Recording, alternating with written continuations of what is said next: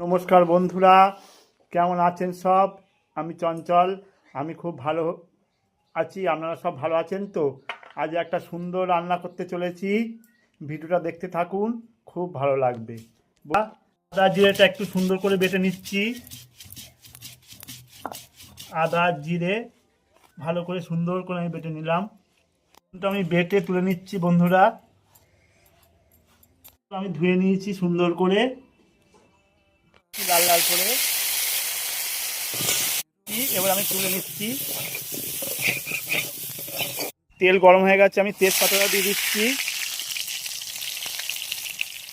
দারচিনি আর এলাচ। এবার লঙ্কা একটু দিয়ে দিলাম। এবার পেঁয়াজ দিয়ে দিচ্ছি। পেঁয়াজ দিয়ে সুন্দর করে ভাজতে হবে।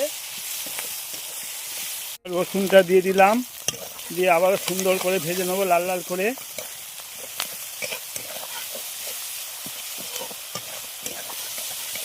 বন্ধুরা, মাংস করতে গেলে অনেকক্ষণ ধরে কষতে হবে, তবেই মাংসটা অনেকক্ষণ ধরে নাড়তে হবে বন্ধুরা, যাতে নিচে না ধরে যায়। অনেকক্ষণ ধরে কষতে হবে।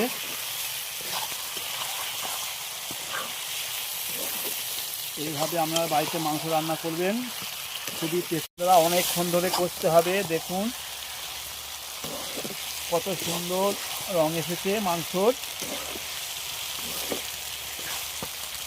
দেখো বন্ধুরা, মাংস থেকে তেল ছেড়ে গেছে। এবার একটু আদা বাটাটা আমি দিয়ে দিলাম সামান্য।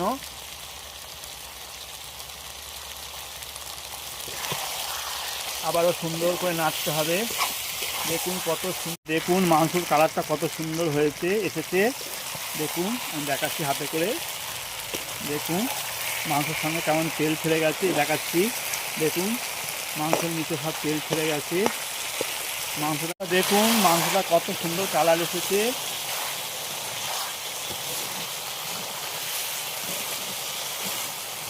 আপনারা এইভাবে বাড়িতে ট্রাই করবেন। দেখুন কত সুন্দর। বন্ধুরা, আমার কষা হয়ে গেছে। দেখো কত সুন্দর, কি সুন্দর তেল ছেড়ে গেছে। দেখো, দেখাচ্ছি। দেখো কি সুন্দর তেল ছেড়ে গেছে মাংস দিয়ে। যত কষবেন মাংসের টেস্ট ভালো। মাংস আমার হয়ে এসেছে। দেখুন কত সুন্দর কালার এসেছে।